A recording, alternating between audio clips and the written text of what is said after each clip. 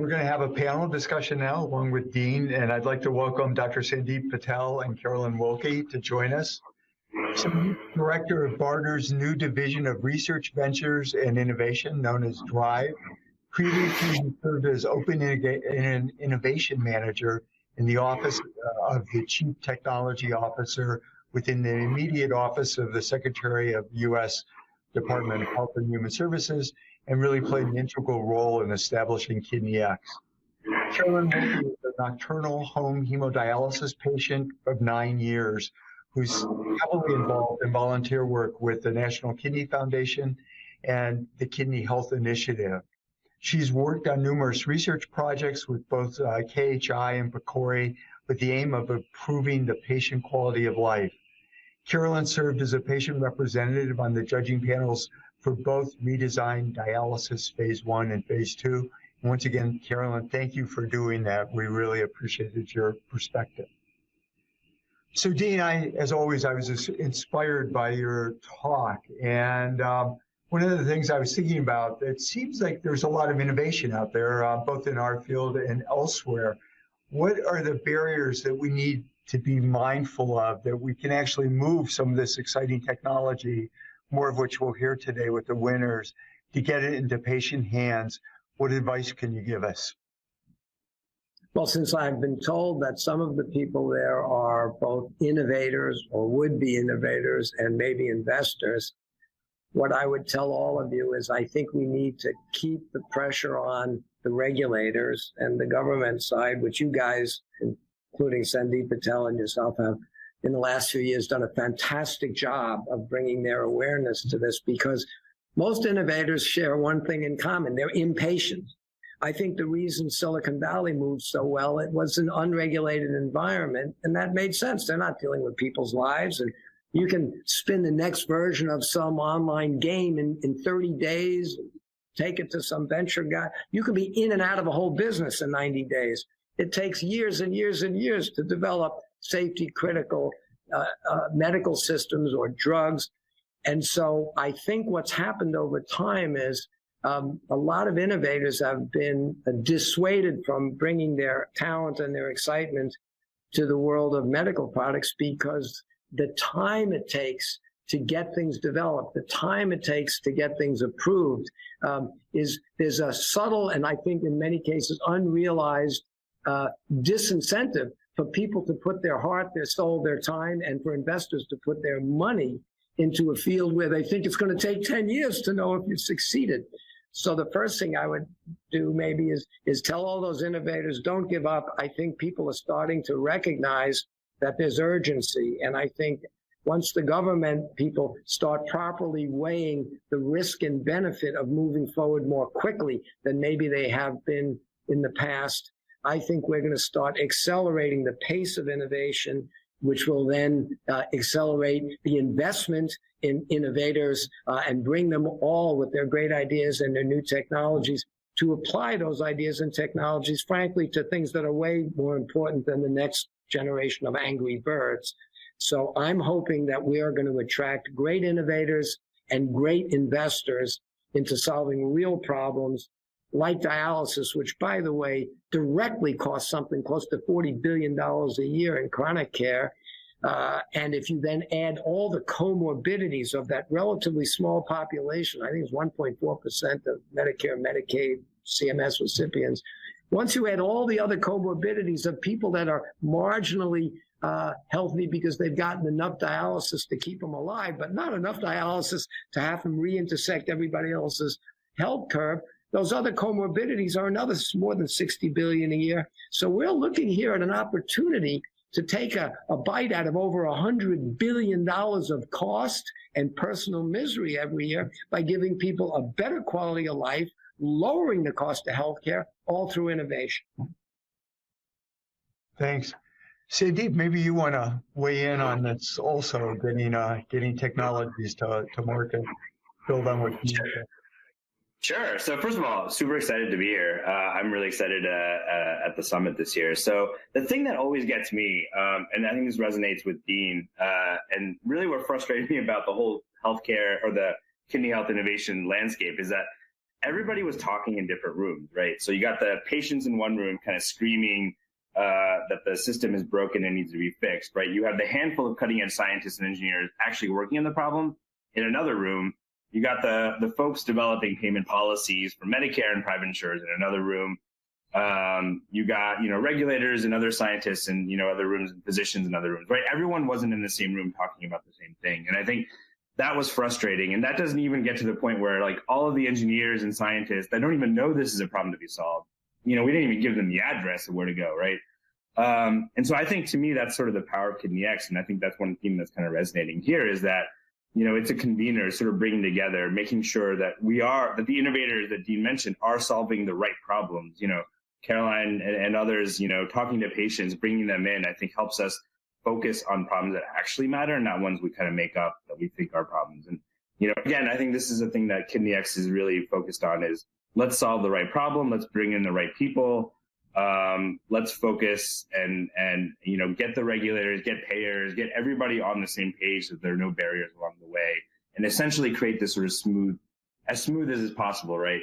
Practically, but smooth pathway to market. And just to say that I think so far, I think we talk about the future tense, but I think KidneyX has already had a tremendous impact in a short time. I think it is a catalyst in many ways, like directly supporting the winners that, we'll hear about today who are actually advancing the ball in this space, but we're also starting to see action that I think KidneyX catalyzed in others, right? Whether that's activating a whole new generation of startups that are really interested in advancing care here. Larger corporations and investors we're seeing put in more money into this space, right? And then the executive order last year, the whole Advancing American Kidney Health Initiative, I can tell you that was a direct result of KidneyX. And so I think we're already starting to see this catalytic action, although this is just the beginning. And I think there's obviously a lot more to do, but yeah, I'll pause there. Thank you. That was great. As I've moved on in my career in practicing medicine, I've learned more and more how important it is to listen to patients. And I am almost embarrassed to say that I continue to learn because obviously I've been doing this a long time. You would think I would know now. Carolyn, you have been no exception. I have enjoyed listening to your comments and your insights in the judging panels, and they've been critical to helping us do our job together. You, as a home hemodialysis user, what do the efforts by all the applicants mean to you and your family? And just share your experiences with us about dialysis. Yeah, sure. So the efforts by the applicants mean that I look forward to the future because I know that there are people out there who are actively trying to make our lives better on dialysis. I actually started dialysis when I was 24, so it's been over 10 years now that I've been on. And I was diagnosed at a really young age, so I've known since about the age of 13 that I would either need to have a transplant or go on dialysis. And I have a wonderful quality of life doing nocturnal home hemo. I spend a lot of time on the machine every week, but for me, it's worth it because I can still work. I work full time. I travel internationally. I don't let things stop me.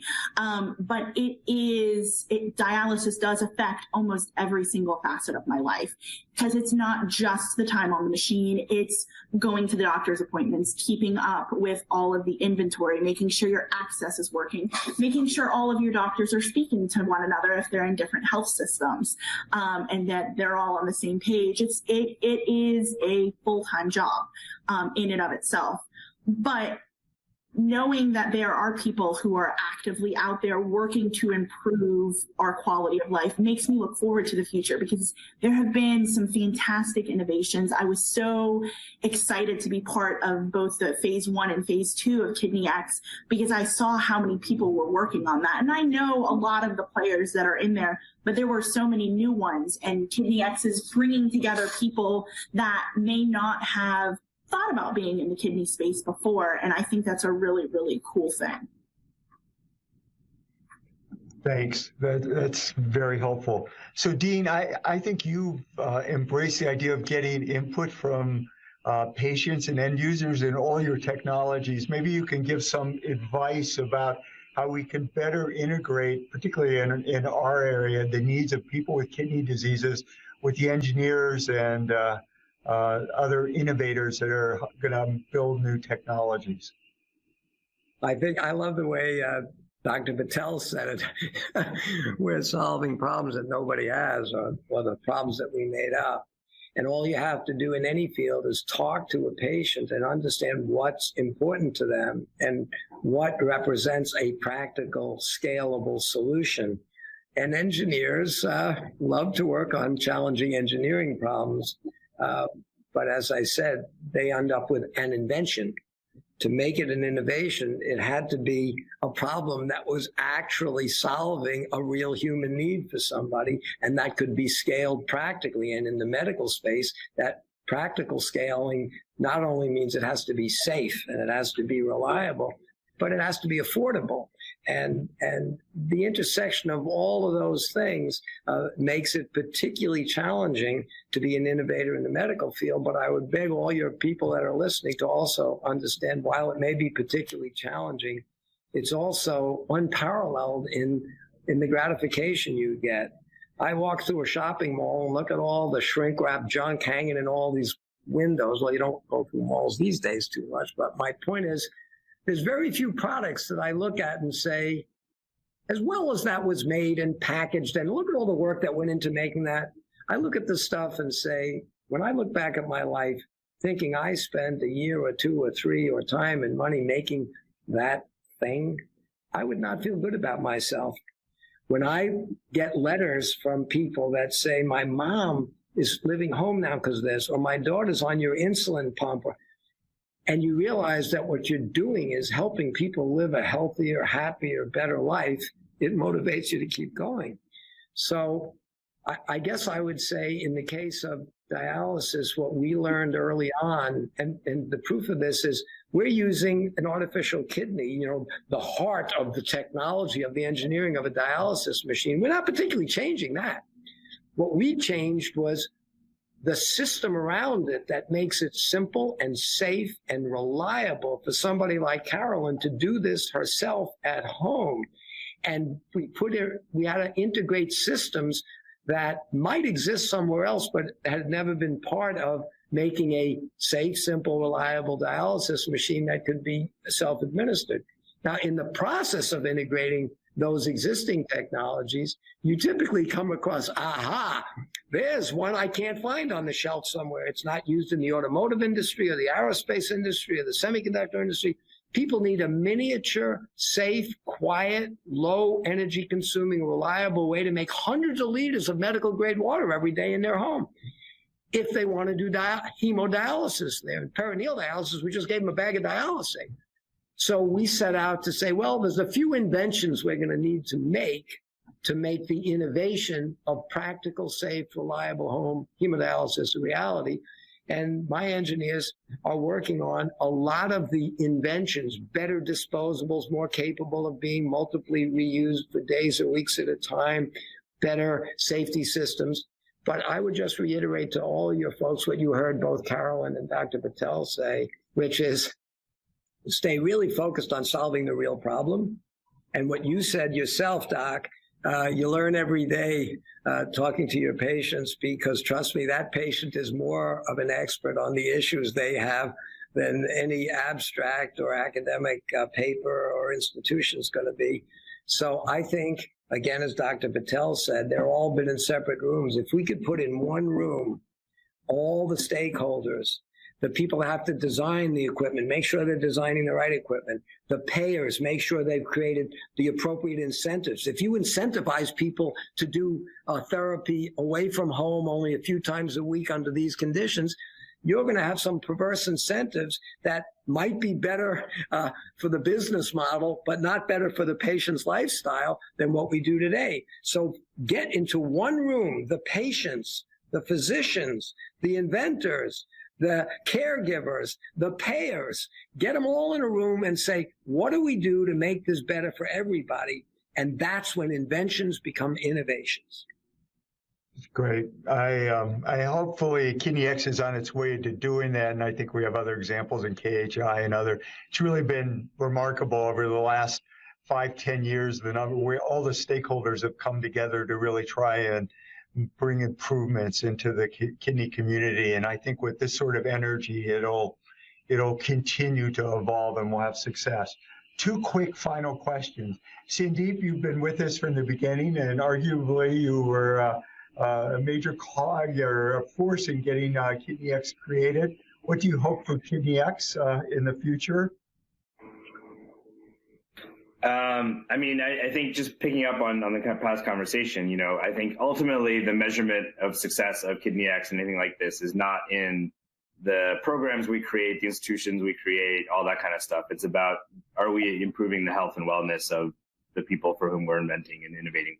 So, you know, I think just keeping our eye on the ball on that.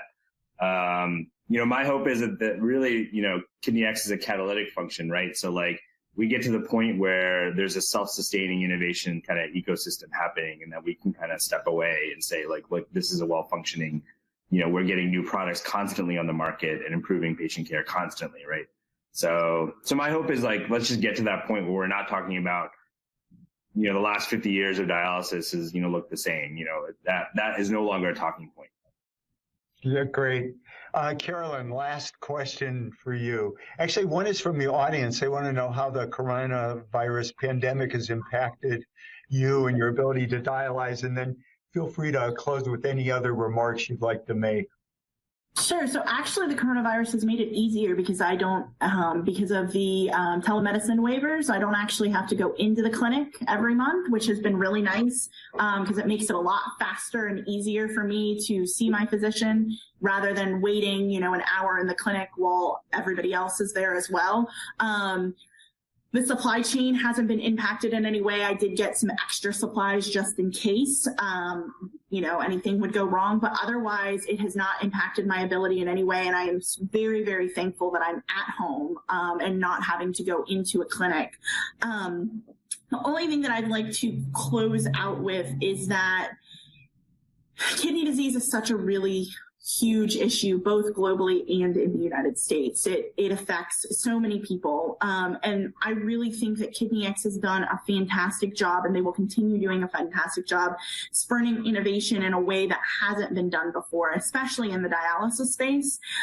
They've made sure that the patient voice is included, which is really important because our voices have not always been included. And they've done it from the beginning, making sure that every step of the process has the patient voice. And it's such a breath of fresh air for me because I've been ignored countless times by doctors. I've been sick since I was 2. And so I see KidneyX as a huge opportunity to make significant and meaningful progress that offers direct impact to patients. So I just really appreciate everybody that has been a part of this and putting it together.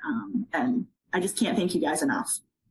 Well, thank you very much, and we appreciate the involvement of all the patients that have helped guide us and hopefully help us do a good job. So, Dean, great talk as we knew you would do, and Sandeep and Carolyn and Dean, thank you for the engaging conversation, and I think we're set to move on now to the announcement of the winners for Redesign Dialysis Phase 2.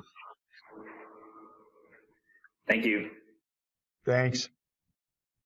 Thank you.